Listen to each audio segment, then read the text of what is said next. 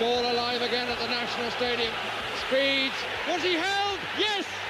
Penalty! So often in the past, Wales have suffered because of penalties in vital matches. Gordon's there. Field, surely a handball. Penalty kick. It's a penalty kick for Scotland. Paul Bowden to take it. Oh, and he's hit the crossbar. Sensational from Hal Robson-Kanu. Bill! Gareth Bale, NBE. These home forwards are in fighting trim. John Charles again passing to Tapscott. He shoots and it's in. Wales have opened the scoring. Great job, free rush! Yes! 1-0! And Wales have finished with a bit of a swagger.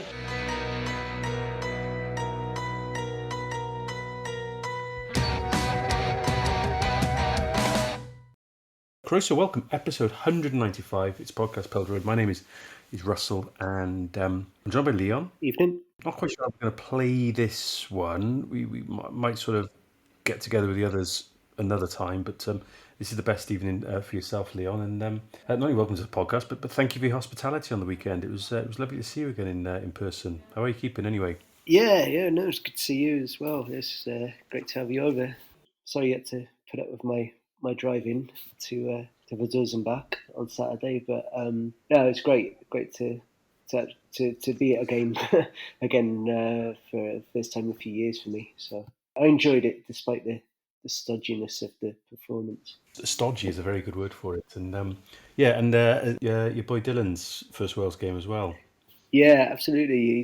He's not a huge football fan, but he's watched some Wales and Wrexham games with me, big games, and so I think he was excited to be there, and the sort of occasion and the fact that well over 3,000 Wales fans came over for it gave it a sense of occasion, and I think he was fascinated to be surrounded by 3,000 drunk Welshmen. It's quite an experience for him.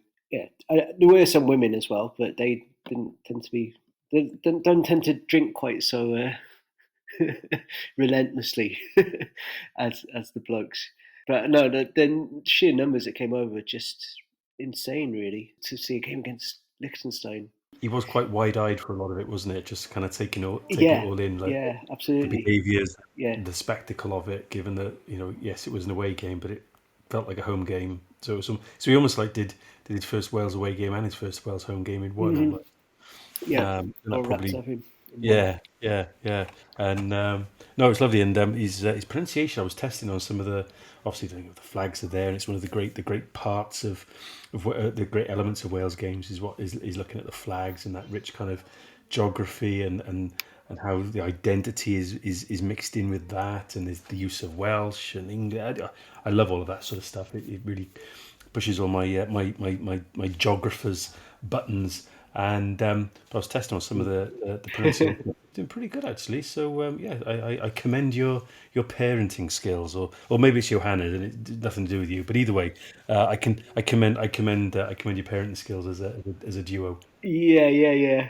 I suppose like on visits home to see my parents and stuff, I've always sort of got in practicing sort of their names on signs and stuff like that. And, can you pronounce that one? Can you pronounce that one? So he's used to those kind of questions being put on the spot to pronounce some Welsh. Yeah.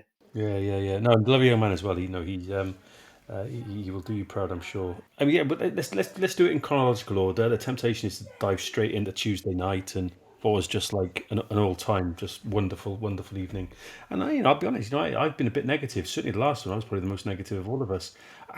I say negative, but it was a negativity driven by frustration, not out of that anger and disappointment. It's not out of anything that is, I would like to think, is some sort of petty, just negativity for the sake of it. that's not that, even with Rob Page and early in Coleman's reign. I was really patient with Coleman for a long time. And there were plenty of people who were going, "Oh, Coleman out," and it was a hashtag for a while, wasn't it? Over on the other place, as I think we're now obliged to call it. But that frustration that what was being delivered wasn't what was threatened or promised. But by the coaching, and it came in spades this weekend. But if we'd have said there's going to be 8 goals this window, you expected the balance of those to be scored on Saturday in the foothills of the Alps. And I mean, they are difficult to break down and all the rest of that. But other teams seem to do it. And although, and this will come back to bite us on the backside, we were saying, weren't we, the two of us as we were driving over, we're not a team that spanks sides in the same way your Belgiums and was it Portugal bit 9 past Armenia, I think, and Norway put 11 past Norway the other week. That's not us. That's fine. I can live with that. But you'd like to think there's more than one in it.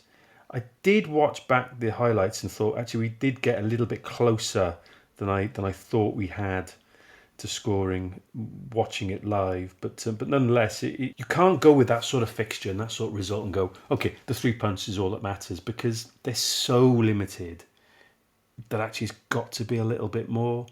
But in the context of the week, I suppose it kind of doesn't matter. But it was stodgy was the word. Turgid's another one that come to mind. It was a bit frustrating, wasn't it? Yeah, I mean, it wasn't great, far from it. But I do think some people, some reactions I heard from people before the North Macedonia game were a little bit over the top in regards to it being abject and just disgraceful and stuff like this. And I thought it was, I mean, it might be a weird thing to say considering that we didn't score until about the hour mark, but we seemed comfortable. It wasn't as bad as Gibraltar, which someone compared it to, the 0-0. Or it wasn't as bad as, the San Marino game that Bellamy played in. And, he did that famous interview afterwards where he's like, wasn't good, mate. Look at it. That was worse. And also, like last time we played in Liechtenstein, we won 2-0, but I remember them carving us open, and the guy just sort of ran through the middle of our defence. It was like 1-on-1 with the keeper. I think it was Myhill, and he just shanked it wide when the goal was just there for him, and that would have, and they didn't create anything like that on Saturday. I think they had a header which flew way over, and then they had that volley at the end, which maybe Marco van Basten or Kevin De Bruyne would have scored, but it would have been a hell of a thing for a Liechtenstein player to have volleyed in an equaliser from there at the end. So it was attritional. Having said that, Dan James hit the post, and we thought Nathan Broadhead had scored in the first half, and it took an age for the VAR to overrule that one. So I don't know, perhaps it was a bit more comfortable than people were making out. I think it was, yeah. There was no clearly. I thought there was any danger we were going to lose. I mean, there was like for a split second when that volley, when just as that ball's going over for that last sort of minute volley from them, I got visions of like that goal that we conceded out in Moldova that was scored. I mean, so far out. I think he was in Romania when he. There's a great just on that. There's a great reel, I think it is, of like clips that someone put together of amazing goals that Eastern European teams scored against us in the 90s, and it's just extraordinary. Like, just people just when they came to play Wales, they just started like smacking the ball from anywhere.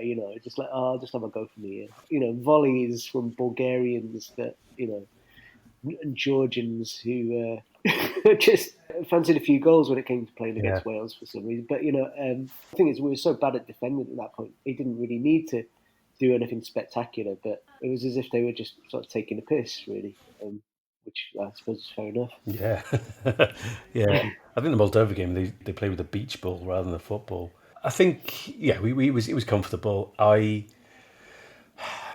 One of the things that I kind of pointed out to you as you were watching it was, there were times where we had like 5 people in the box. I mean, they might have had like 9 in the box, don't get me wrong, but we all just seemed to be sort of on top of one another. The number of times the ball would drop to the edge of the area and there was nobody sort of waiting there. It was like this huge gap between these kind of 4 or 5 players all bombing into the area and then Ampadu just kind of sitting back. That was sort of frustrating. I just thought that's the sort of thing these players should be able to work out for themselves, because it kept sort of happening. I think then as well that, the number of times that sort of Cwpan sort of threatened to take the man on and kind of then cut back, or kind of scooped in a rather sort of, poor quality sort of left foot cross or something. It all just kind of threatened it more. And I don't know, as I was watching it, I was thinking, I don't know, it just feels like the air is kind of, like a beach ball. It's like the air is just slowly coming out of this whole project. Only, of course, to kind of like, completely turn around 3 days later. But, they were limited. I suppose there is an argument, as I said, to say, 3 points is all that matters. But when it was the fact that, going into then the Tuesday fixture, North Macedonia got a better goal difference than us, that's what it ultimately does matter, that you're only beating a team like that 1-0.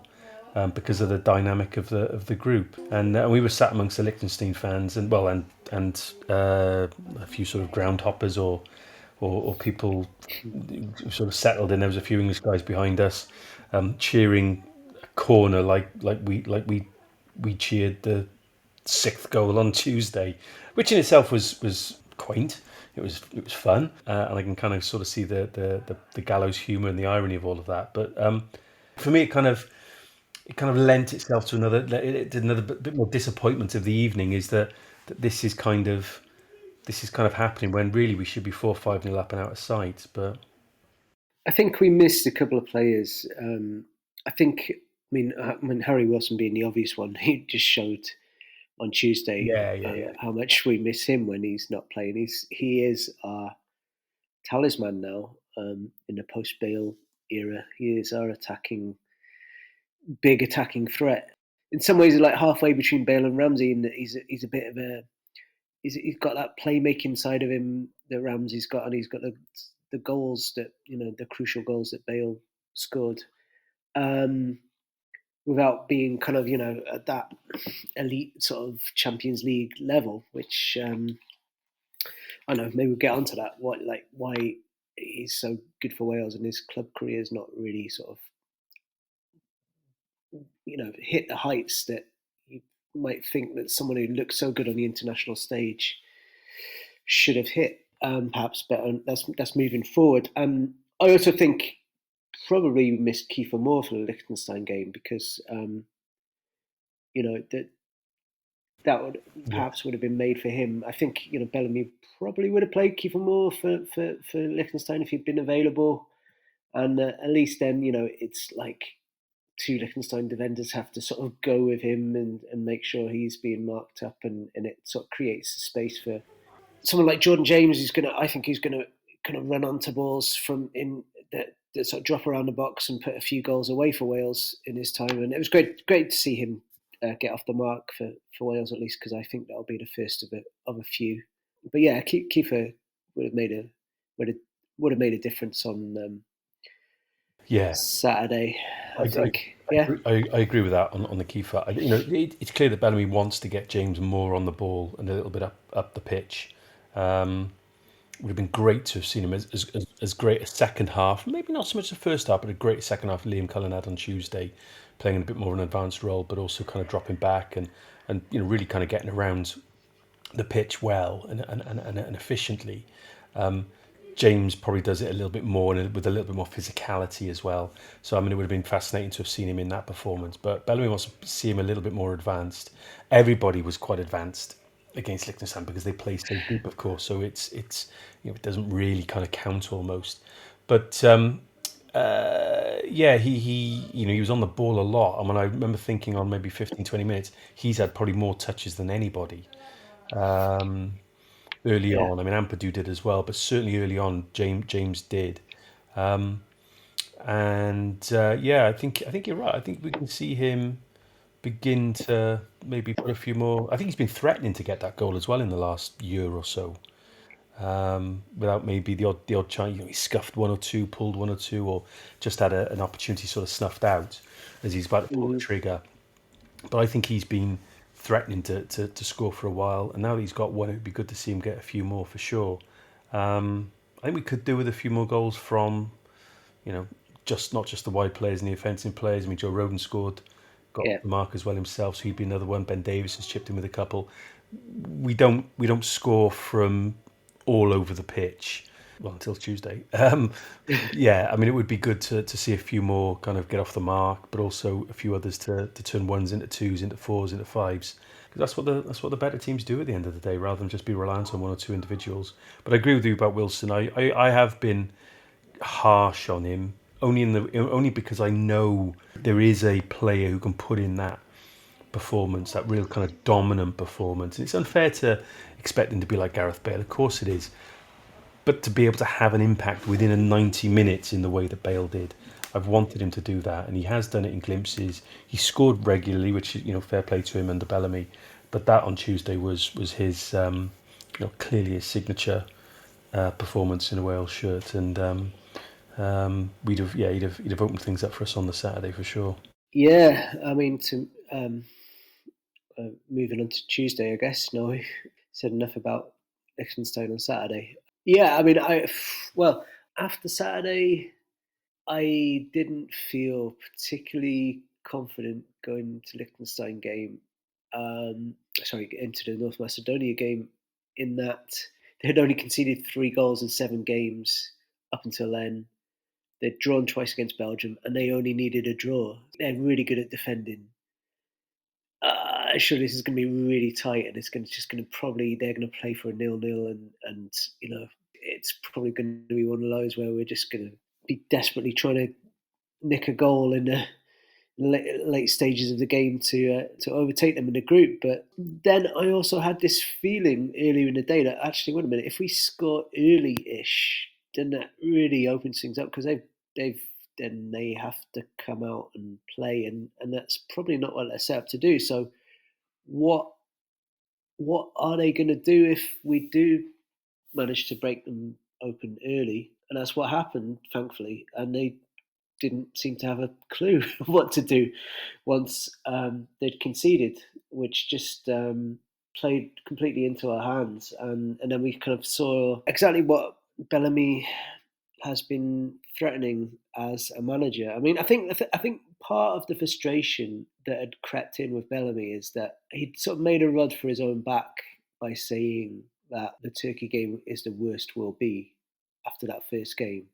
Well, we've clearly been a lot worse since then in many games. And so we're kind of waiting for this, well, when's it all really going to come together? It's come together in bits, like, the second half against Belgium away, half an hour there, we were brilliant. The second half of Iceland at home, first half of Iceland away, but just like in terms of putting it all together and winning a game, that was yet to come, really. And then on Tuesday, we saw it, and it's like, that's what we've been kind of building up to. And I think there's been this sense, although it's been these sort of parallel kind of things going on, like a sense of like, is this drifting away? Is this sort of like, are we being overawed against big teams and not really kind of competing and not being clever enough? But there's also been this parallel sense, I think, of, wait a minute, it is probably, we've seen enough glimpses that at some point it's going to come together in one game and we're going to hammer someone. And obviously on Tuesday we did. Yeah, in some respects, it's been a spanking that's been due and had been threatened, but not really this season. It was window by window, was just not meek against England, and we were saying after there was a train of thought that said with the Kazakhstan game, it's a long way, it's a difficult place to go, etc., etc. Just get in there, get out, get home. 3 points, that's all that matters. When in the context of that 90 minutes, that's fine. But then in the context of the window, of that September window, okay, not so sure.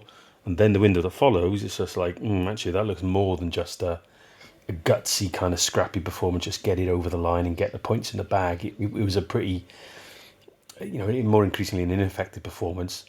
They hit the post, they hit the woodwork a couple of times. So that was my worry, was that we were going to give up chances against a team in the former North Macedonia who aren't going to give them up themselves in the same, because they defensively had been so strong in the group.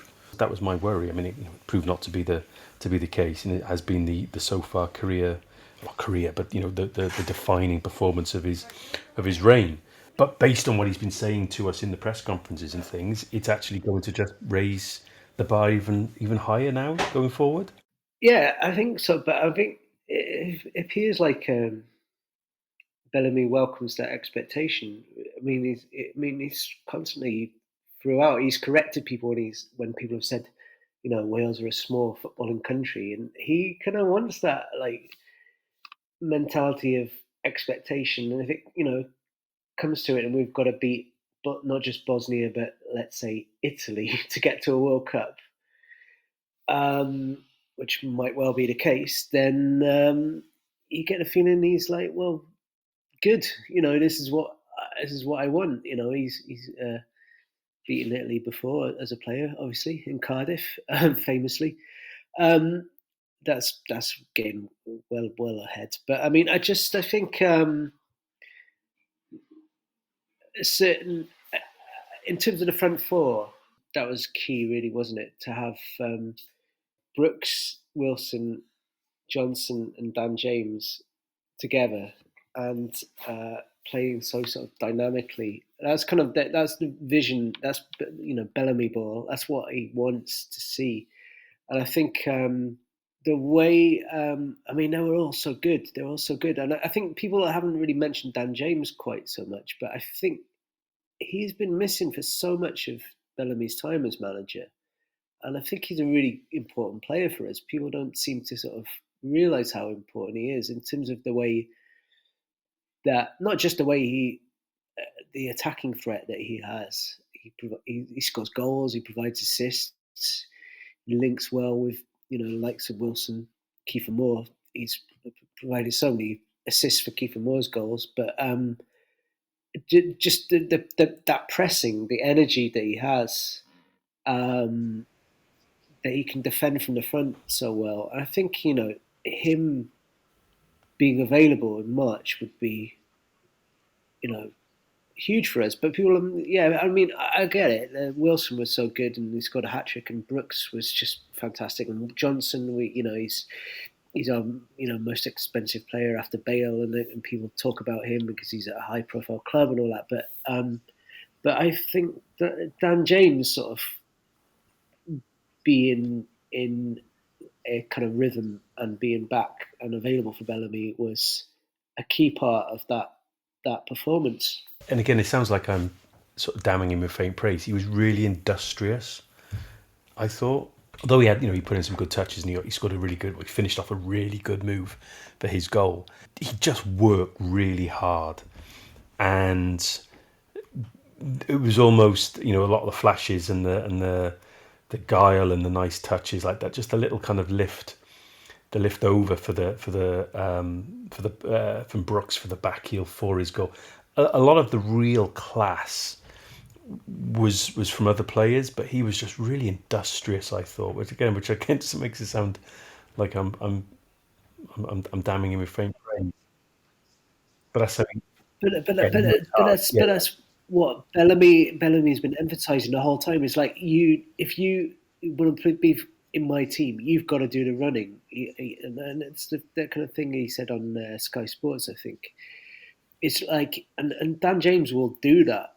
He will absolutely run all day, and he's so quick as well. And it's just, it doesn't quite have the silkiness of Wilson or Brooks, but the dynamism, the energy, the ability to press and defend from the front. I mean, that's absolutely what Bellamy wants to see, and I think he's going to be a key part of it if we're going to kind of see this kind of continue. We're not going to, obviously, we're not going to score 7 goals very regularly. We haven't done it for 47 years since I was in nappies, so that's not something we can expect to see. But like in terms of the intensity of the performance, if that kind of front four, which I think is the front four that Bellamy favours, is going to be available, then we're going to score goals. We're going to outplay teams. We're going to outrun them. We're going to outpace them, which is so heartening going into the what hopefully will be 2 massive games in March. But the irony is that usually, in order to be able to say that your team can do that, you need to have your platform in midfield. That's the cliche, isn't it? Midfield is where the game's won, and we went into that without our first choice midfield pairing. That for me is like the biggest. Almost like I think it does serve up a bit of a conundrum. To what extent was us having Sheehan and Cullen in the middle not our first choice too? And I think if you were to ask most fans, it's not just, it's not like a cigarette paper's width between these midfields. There's quite a chasm actually. I mean, nobody would pick Cullen and Sheehan over Ampadu or Jordan James if it was just a simple kind of shootout for the two. Yet, like I said, I thought Cullen was a little bit quiet in the first half. I thought second half he was really, really good. Sheehan I thought was absolutely top performance all the way through. Clearly his best performance in a Wales shirt. Not that he's ever let us down, and I've been a big fan of his in the same way I was of Joe Morrell. These people that just do the basics well, and everybody else is able to raise their game because of it. But what was brilliant with Sheehan was that he was very tidy, very unfussy, simple, metronomic in that first half. Second half, you could see the confidence and the adrenaline kind of coursing through their veins, both individually and collectively. There was one point in the second half, about midway through the second half, where he picks the ball up and he just kind of like drives forward, like I don't know, like it was Yaya Toure or somebody, and went past like 3 or 4 players and then just like played this great ball out to the left, I think it was. That is so good to see. And then you go, and he's in League One. Yeah, well, I mean, look, Joe Morrell, that's the comparison, isn't it? Because Joe Morrell, I think he took a lot of unfair stick from Wales fans just because they were like, well, he's playing in League One, so he can't be very good. And it didn't work like that. I thought Sheehan was outstanding as well. Absolutely. You can tell he's got that sort of Swansea City schooling under his belt, which, he's sort of a bit of a sort of mini-me Joe Allen, isn't he? Not that Joe Allen's big, but I mean, in terms of his style, it's like he's kind of more Joe Allen than anyone else we've got available at the moment. And it's just weird. But here's this guy who's 30 who's not played above 30-year level in his entire career, but looks very much at home at international level. And I think Bellamy deserves credit for. He's sort of always shown belief in Sheehan and said, he thinks he can deliver, which he has done. And then Cullen, I was sort of advocating maybe play Nico Williams in midfield and bring Capaccio in to play fullback, because I just wasn't sure that Cullen in midfield was really working at all. But I mean, I was wrong because he was excellent as well. I thought, just some moments of real quality from him as well. And he's an intelligent player. Bellamy said it. He's a very smart player. Really nice ball through to, I think it was Brennan Johnson, which led to the 6th goal, the Wilson penalty. Yeah, really, those two. It was concerning beforehand for me, I have to admit, but they were both of them were excellent. But Ampadu and James come back in for Bosnia. Yeah. That's kind of what you want, isn't it? Yeah. I mean, they do, because they both play at a higher level in that position. Cullen's at the same level as Jordan James, but Jordan James is playing more regularly for a team who are higher in the league and is playing sort of in central midfield, whereas Cullen is a forward for Swansea. Say if one of them is injured, you're not going to be quite as worried now going into that Bosnia game. You're thinking, well, Sheehan or Cullen could come in here and do a job.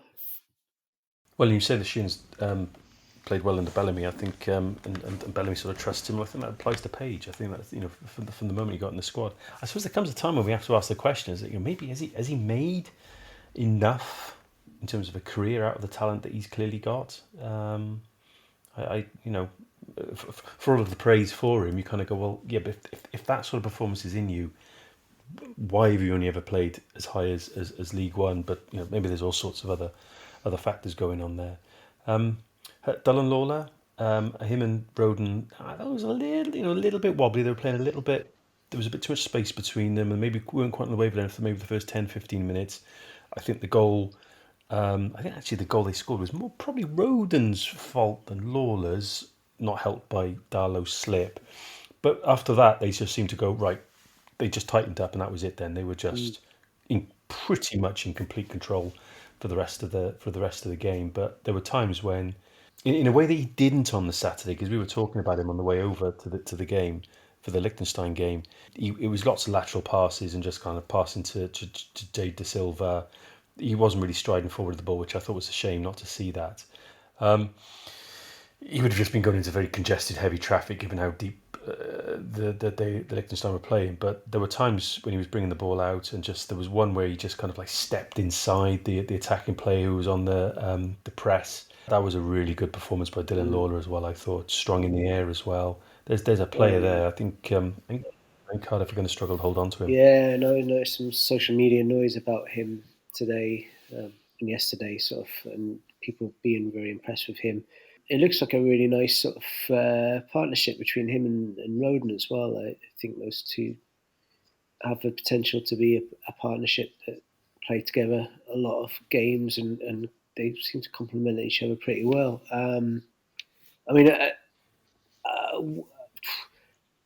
Talking about the defence, I thought Jade Da Silva against North Macedonia had his best performance for Wales as well, and I was. There's another one that I was a little bit worried about, where here's a guy. I mean, kind of before the England game, I was thinking, well, yeah, okay, he's a guy who's playing regularly for the team who are top of the championship. He's gonna, be full of confidence, and he's gonna slot in there, and he'll do all right, I'm sure. And he just looked completely. I don't know what it was, but it was just like it technically looked kind of awful. But I mean, perhaps to do with a sort of tentativeness on his part, a lack of confidence that he sort of really belonged there or something. I don't know, but it was just like this guy just looks completely out of place. It's just like, this is awful. And then against Liechtenstein, it was like all right, but he wasn't being tested. And then I just didn't I wasn't sure if he had it in him to play international football. But I mean, the performance against North Macedonia was really, really good. And it was like the ball through to Brennan Johnson for the Brooks goal. The second goal was the standout moment from him, which is a really quality ball. Yeah, it's weird because I looked up his career today because I didn't have a grip on it, but he played over 60 times for England's youth teams between under 16 and under 21 level, apparently. And he was captain of the England under 17s or maybe under 19s. I think it was under 19s when they won the European Championships about 8 years ago. He was the actual captain when he was still at Chelsea, and like Mason Mount and Aaron Ramsdale and people like that were in that team. So he's got lots of international experience, albeit from under 16 to under 21 level. And now he's playing for the team who are top of the championship and might well be Premier League next season. So why does he look so out of place playing international football? Maybe it's just a question of like feeling like he really belonged and feeling comfortable in his environment. And it seemed to really click for him on Tuesday, as it did for everyone, to be fair. So that was really promising to see, because we need more options. Well, we do, and Ben Davies is closer to the end of his career than he is to the start of it. So there's, notwithstanding Nico has played both sides of the defence, and Cwpan come in, which gives us another option. There's Finn Stevens knocking around as well. But Connor Roberts obviously hopefully to come back sometime soon, because he's been out a long time now. I agree with all of that summation of Da Silva. His performance at Wembley, it was one of those ones I almost felt sorry for him. I thought he needs to be taken off because be cruel to be kind. It was one of those where Bellamy should take him off here. He just does not belong on this stage. That's what I was thinking. And I think the longer it went on, England just targeted him with the press. I mean, sometimes there was like 3 on him, and you could just see you could just sense the panic in him. There are plenty of others who didn't perform that night as well, of course. But he was poor. Like I said, and there's one thing just criticising the players because they've had a poor game. It's one thing where it goes beyond just criticism. You just feel like a sympathy for them. You just want to reach out and give him a touch, and that's what it was like with him. So it was great in that sense that he's able to put in a performance. And like I said, he was part of goals. He mopped up. There was a couple of occasions in that first half where he tidied up quite nicely as well, I thought. So defensively he was quite sound, even though we were quite offensive for a lot of that game. He was clearly alert to danger, which is almost like the minimum that you want out of a defender. Given that Lawler was playing on the left of 2 as well, so he's got to kind of again keep an eye on the slightly more inexperienced full centre back just inside him as well. But no, absolutely right. I thought, again, another one. It's like that's Wilson's best performance in a Wales shirt. I think it's probably Brooks's. It's De Silva's. It's okay. Well, only in a small number of caps, but yes, it's Lawler's again. I don't think it was Nico Williams' best performance ever in a Wales shirt, but it was a little bit more like the Nico we came to. And you made this point as we were travelling to Liechtenstein. For all of the issues that we might have had with Page's reign, he really did get the best out of Nico, and Nico was a real purple patch under Rob Page for a while. And that was a little bit more like the Nico we remember from that era. Yeah, absolutely. Yeah, and that's good because I think with Page it was because he had Connor Roberts. Well, he's still Connor Roberts now, but Page had Connor Roberts fit for most of his games. It was like Nico was on the left. It was very often a back 3, so it meant that those two had the license to go forward, and they both scored a few goals. And it was like for Nico especially, it was like he had the option of cutting inside and shooting off his stronger right foot, which he did to devastating effect a few times. But we hadn't seen, ironically, really considering this is where he plays at club level, him sort of be quite as effective playing on the right for Wales. That was very, very promising in the last 2 games that we saw him, get forward and affect the game. And I think if you think about the goal against Liechtenstein, that really came from a piece of incisive play from Nico to keep the ball and then sort of pop it through to Dan James, which broke the line, and then he crossed it obviously for JJ to score the goal. But that's really good because he's one of our best players, and he's playing for a team who up until this season at least we're doing well in the Premier League and in Europe, and he's a key player for us. So we need our key players performing. So that was really heartening to see. Bearing in mind, of course, just touching on Jay De Silva, Nico has Dan James working really, really hard just ahead of him on the right flank. Yeah. And again, as great as it was to see Brennan Johnson playing with a bit more of his mojo, he doesn't quite work as hard on the left. So Jay De Silva has a little bit more defensive responsibility on his shoulders as well. And again, in order to be able to, do all of that and then get involved as he did going forward, keep playing some give and goes. It's just another, another pat on the back for De Silva as well. Absolutely. But, it's a really good point about Dan James actually, because a lot of those games we were talking about where Nico was effective under Page, James was playing on the left, and on Tuesday Dan James was on the right, and Nico was on the right. So that there was that partnership, which is played a lot of games together now for Wales. I mean, Nico's young, 24, he's got 50 plus caps, and Dan James has got 60 plus. So they've probably played a good 40 odd games together. And those two, I think those two on the same flank is a good combination. Yeah, no, I agree. Brennan. So touched on him just then. his goal is a better finish than I maybe gave it credit for in the stadium, although we were like really good angle for it where we were standing. Watching it back, he really puts his foot through that and beat his man on a few occasions, more in the second half than the first half. Cut back a lot. I mean, that was the irony with the goal. I think just before he scored it, I was just like, oh, he's cut back in. He's cut back in again. Oh my word! He's keep cutting back inside. On the Saturday against Liechtenstein, the wide players swapped flanks. So it was Sorba and Dan James. They swapped flanks a lot over the course of the game. On Tuesday, they didn't. Mm-hmm. I'm not sure they did even once. I mean, they might have done in the course of maybe a very quick counter-attack based on their starting positions, but I wasn't aware that Johnson and James swapped flanks in the same way that James and Thomas did against Liechtenstein. So he was sort of stuck on the left. He's not played on the left a huge number of times for Bellamy. I'd have to go back and double-check. He's been more on the right, or as he was against Liechtenstein, not even starting. He rarely got past his man, but he kept him on his toes, and not the greatest Johnson performance, but a little bit more of what we want to see from him, and just got a smile on his face. And he was talking about he's got a point to prove, and he always wants to prove people wrong or whatever it was. You can see he knows he's not been on top of his game recently, so great for him to score.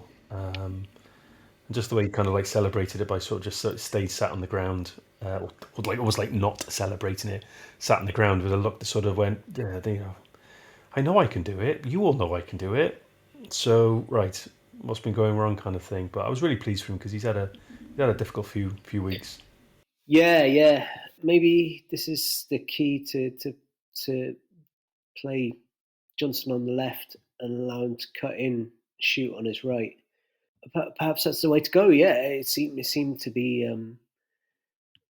I mean, he played such key contributions. I'm thinking about the assist for the Brooks goal number 2 as well, and then I think he played a part in the penalty as well. I think we also had the option to maybe hit it first time for that one, so you would have had another assist if Wilson had scored. No guarantee he would have scored, obviously, but.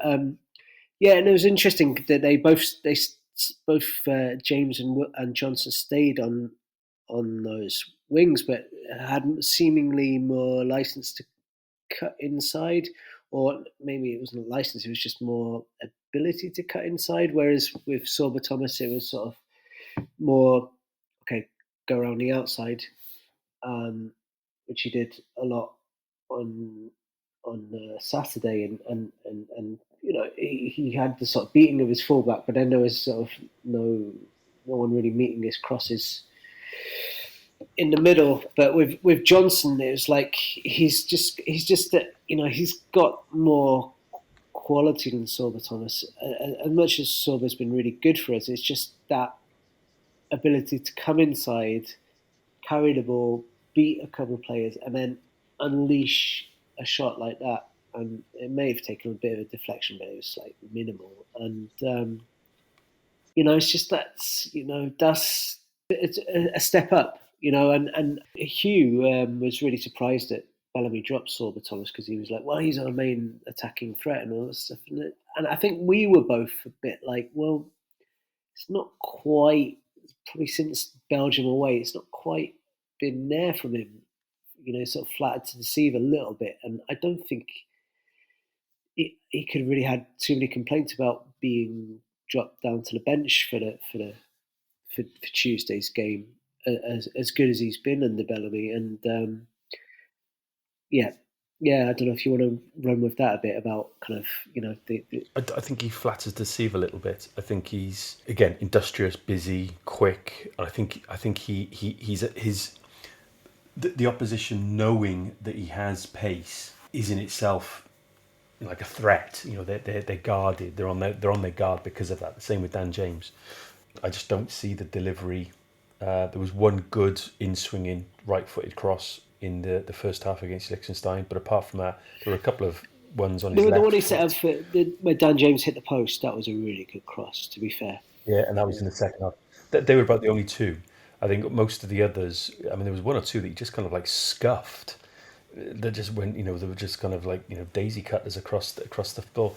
I don't think he's particularly strong on his left crossing.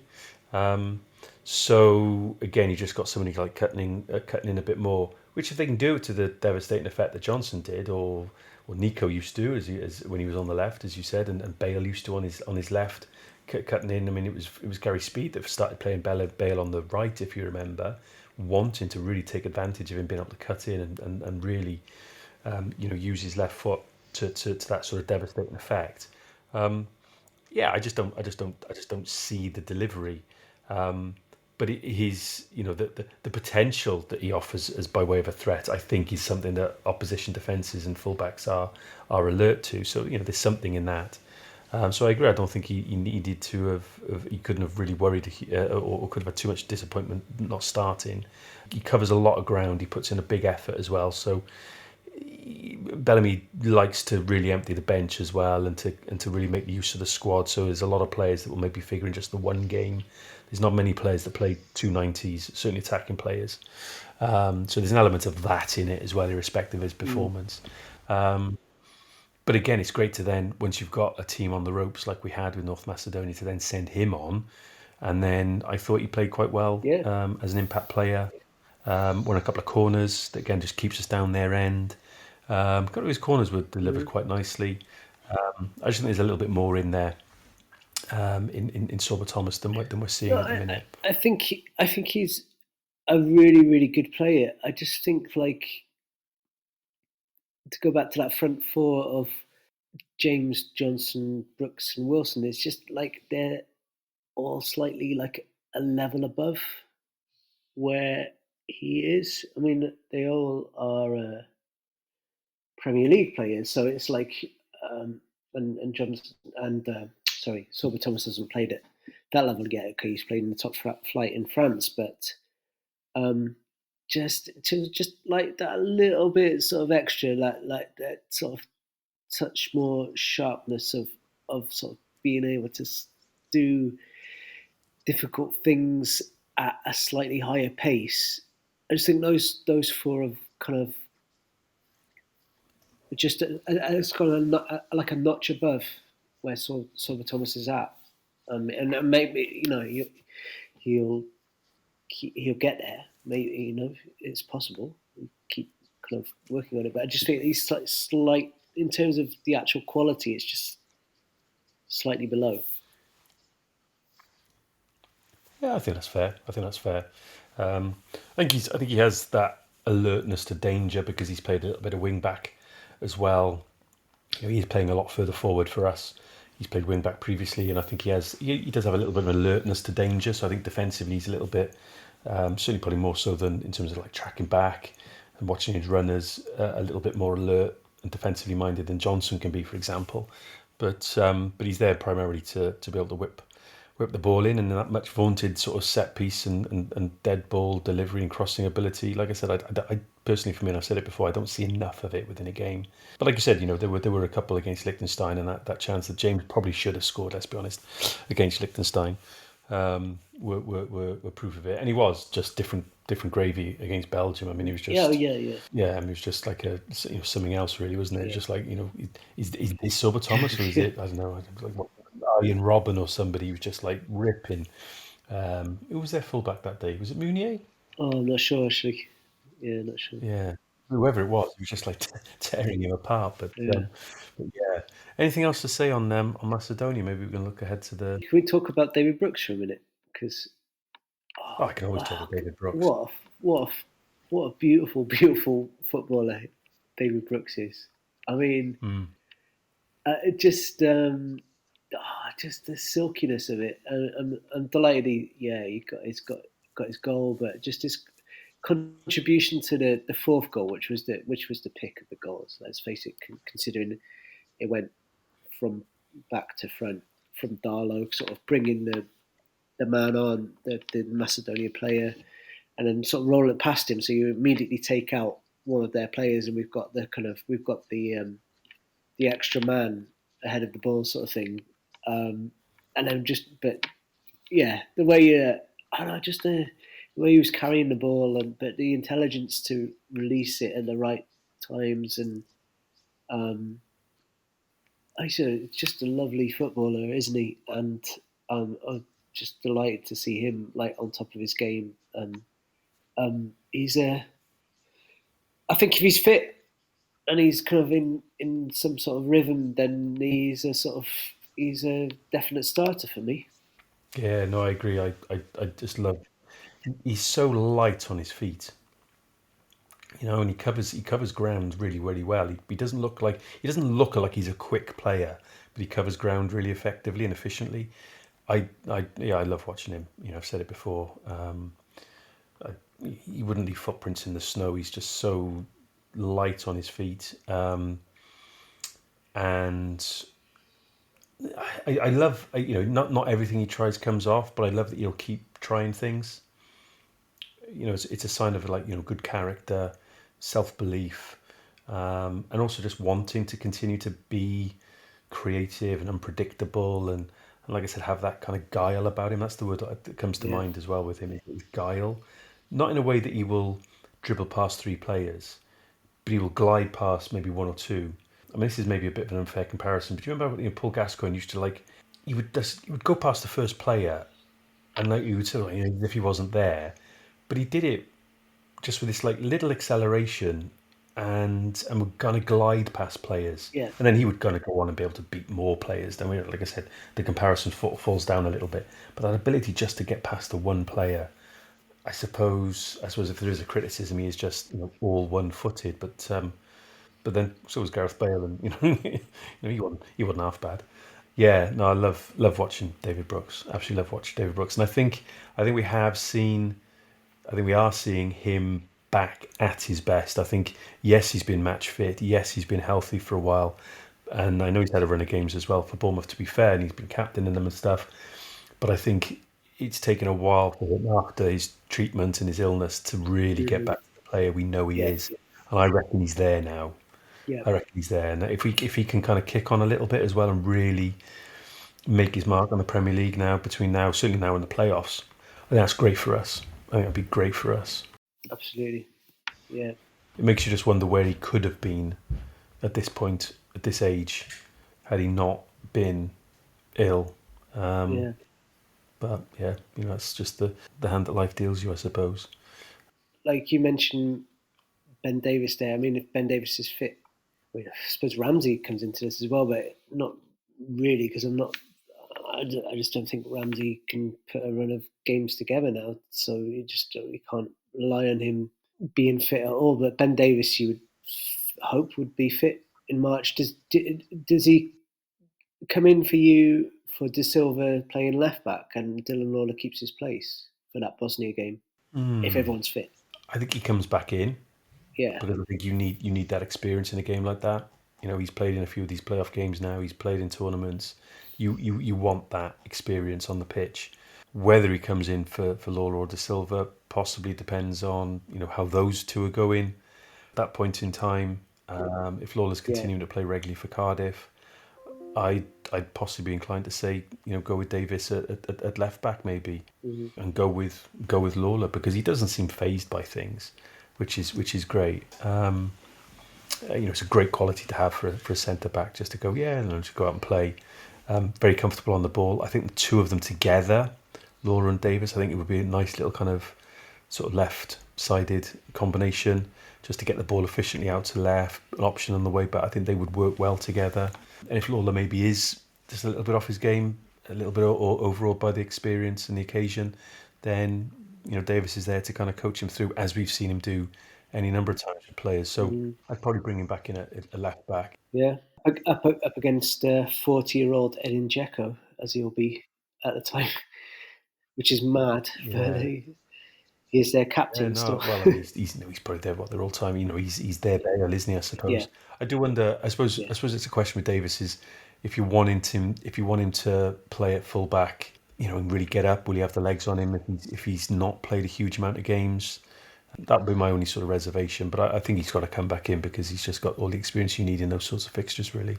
Yeah, I agree. Ramsey, that's a tough one. I think it'd be great to have it as an option in the squad for those sort of games. Again, because I think he still has the ability to unlock defences. I think he's still got that kind of sense of presence about him.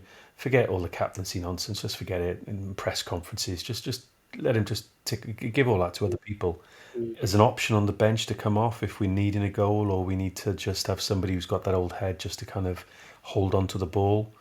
Then, yeah, absolutely no problem seeing him come on whatsoever.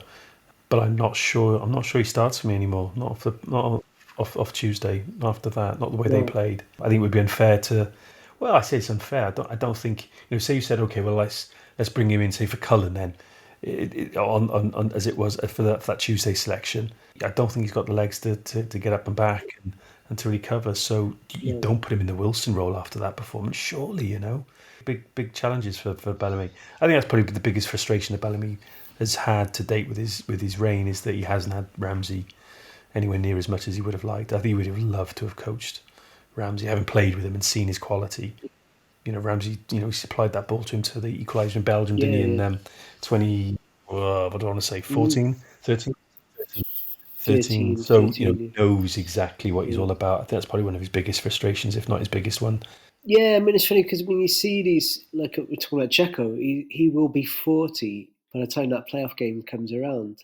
And you see Ronaldo obviously still playing. You see Luka Modric and stuff. We don't seem to have these guys who can play into their late 30s because injuries and what have you catch up with them. So I don't. Yeah, it's. I suppose it would be a bit of frustration that Ramsey's not available. Having said that, I mean that's the blueprint on Tuesday for how Bellamy wants to play, and it was pace, it was legs, it was running, allied to skill and guile and just intelligent movement as well. And I don't even know if Ramsey has the kind of legs to do that running anymore, as intelligent as he is. So I don't know if he kind of really fits in to a Bellamy team. But having said that, it would be great to have him in the squad at least. I'm sure he's. Yeah, well, here's the thing for you. We had two players in their 30s playing for us on Tuesday.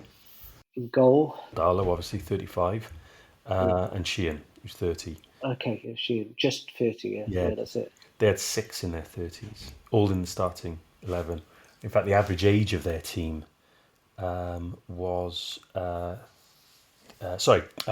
average caps was just under 37, which is quite an experienced starting 11, and the average age was 28. Our average age was 26 and a half. Yeah, and I think it'll be similar against Bosnia as well. They're not dissimilar to North Macedonia.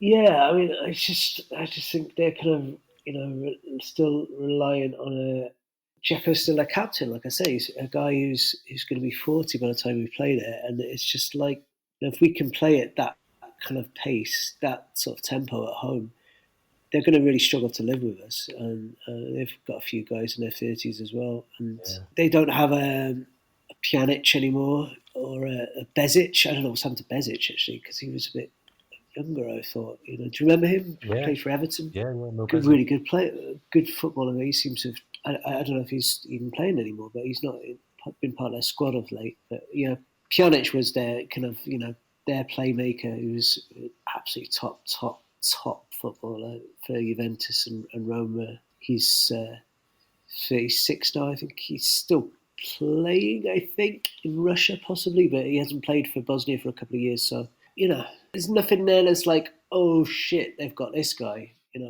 Especially at home, we should go into that with quite a lot of belief, I think. Yeah, I'm quite happy with the draw. It probably could have been better, but it could have been worse, I'm sure. It's you can't get to this stage of qualification and hope for a Moldova or somebody. You're going to get... Well, North Macedonia would have been a possibility for the final, actually. But yeah. So yeah, and I think the main thing, whoever we get, the main thing, once again, I mean the draw gods, the semi-final draw gods have been looking down on us. Is 2 home games. We're at home. Yeah. That's the biggest thing. The opposition comes second. I mean, if we'd have ended up in pot 4, that could have been us going out to Italy that Northern Ireland have got. Yeah. We could have ended up on the wrong side of the draw if we hadn't have got the result on that we did on Tuesday. But moreover than that, it's just a statement result. I mean, I've always said this. I think it applies to the league as well, in a club level. You don't want to limp into the playoffs, or you don't want to be that team who's been in second all season and then suddenly drops into the playoffs into third, or just stutters over the line. Yeah. There's a lot to be said for not being in the playoffs all season, but really storming into them at the end of the season. Yeah, absolutely. That's why we did not want the Republic of Ireland, I think. That was the one to avoid in terms of teams we could have got. Because the way that they sort of stormed into the playoffs at the very end, they've got momentum. I watched most of the Bosnia... Well, the Bosnia-Austria game was on at the same time, and they'll be as the Wales-Macedonia game and the Scotland-Denmark game as well. So I was kind of had half an eye on these games as well. And they for a good hour of that match until Austria equalised in the 77th minute, because Bosnia took the lead quite early. They were going to the World Cup. So when Austria equalised, which they're kind of threatening to do because they sort of dominate possession after that, and they just needed the draw. That means that they've kind of, got that disappointment of, we were going to go to the World Cup, and then, 13 minutes left, we couldn't hold out, and we're not going to the World Cup, we're in the playoffs now. So they've sort of somewhat limped into the position, which is like, that sort of team that's up there all season and just kind of finishes sixth in the playoffs. And that's very much a positive for us. And that's how I feared coming into this window, and then it didn't leave. The feeling didn't leave after Saturday against Liechtenstein. That's how I feared we might have ended up getting into the playoffs. As it is, just the manner of the victory and obviously the scoreline, but the manner of the performance as just means that we just go into them with a completely different complexion. And people would be looking at that result kind of going, wow, they've spanked a team that's not a minnow, that themselves have got to tournaments, given, like you said, like with Italy, given bigger countries a bloody nose, and we've just swatted them aside. So, when there was something riding on it as well, I mean, they this wasn't a dead rubber for them, where they just haven't turned up. They didn't need to turn up. They're already kind of coasting. They've already got, their position sorted out and qualified. There was something in this for them. As it turns out, I think they've got too bad a draw themselves. Well, okay, fine. That's just how it goes. So yeah, I think that's just the manner in which you reach the playoffs. I think is always really, really, really important for me. So yeah, no, I'm pleased with it. I mean, do you think Northern Ireland can turn Italy over? Because obviously we'd prefer them than Italy, but can you see that happening? Unlikely, very unlikely. I mean, I was going to say no, but then I thought, actually, wait a minute. North Macedonia beat Italy in the playoff in the playoff semi-final for the last World Cup, and anybody would have predicted that at the time. So it is possible that another small country goes to Italy and wins there. And Northern Ireland haven't been bad of late at all. So possible, but I mean, I would make Italy about sort of 90% favourites to win that game. Yeah, I watched I watched the Northern Ireland game the other night against. My mind has gone completely blank. I did watch it. Slovakia? No. Slovenia, Slovakia. It was whoever it was. I watched it, and they were good. I think playing at home is a big thing for them. It's a small stadium. It's noisy. I think it's a bit like us at Cardiff City. Players are really familiar with it. They're at home there. So going away, and their away record isn't great. It's their home records that's getting them two tournaments in both Euro 2016 and far improved. It's the home form that does it for them more than the away. Although they have a couple of decent away results as well. They've also taken some beatings. Luxembourg, that's who they were playing. It's come to me. So not a Slovenia or Slovakia at all. But Luxembourg had a couple of chances, but they were never really in that game.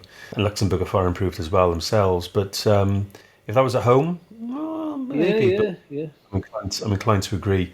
But I just wonder whether Italy just, I don't know. I mean, well, they've lost 2 now, haven't they, in the playoffs? 3 on the bounce. To miss 3 World Cups on the bounce.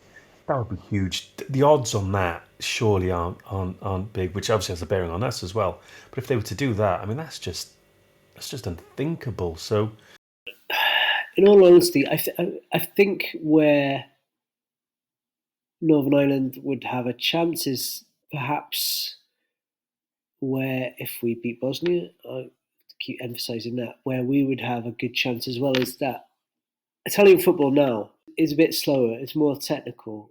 I mean, that's why someone like Dzeko can still be playing in Serie A at age 39.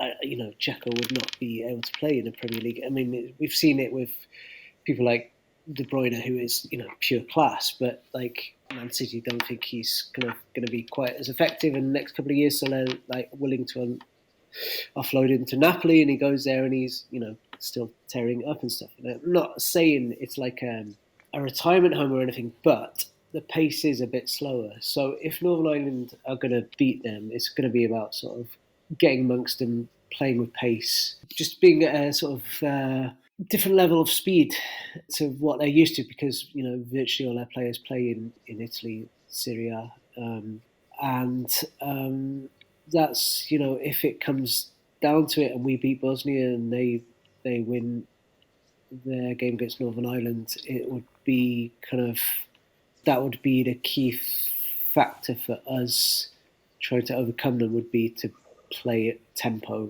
and kind of outpace them really.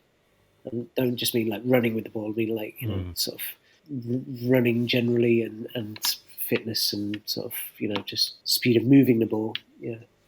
So I think Northern Ireland's got have a chance, but Italy are certainly big favourites for that. Yeah, but if Northern Ireland could do us a favour, that would be wonderful. But that would be getting ahead of ourselves in terms of our game as well. I'm looking at the time. Yeah. We're now on different days. Yeah, you're now in Friday, and I'm still on Thursday. That's how late it is. So as I said before, it's late for me. It's even later for you. Any closing comments? Oh yeah, well, it's great to be excited again, isn't it? Just to be of course. Looking forward to the next game, and because we weren't for a little while since the summer, and since losing to Belgium, which was just deflating to, in the end, to have come back from 3-0 down to 3-3, and then to actually lose a game, get nothing for it, and we've had a bit of a slump. We've had a slump, but we've seen the light. We've seen what Bellamy has been promising all along. And it was good. It was as good as he said it would be. I'm looking forward to the next one. Yeah, it's a shame it's so long a wait, actually, isn't it?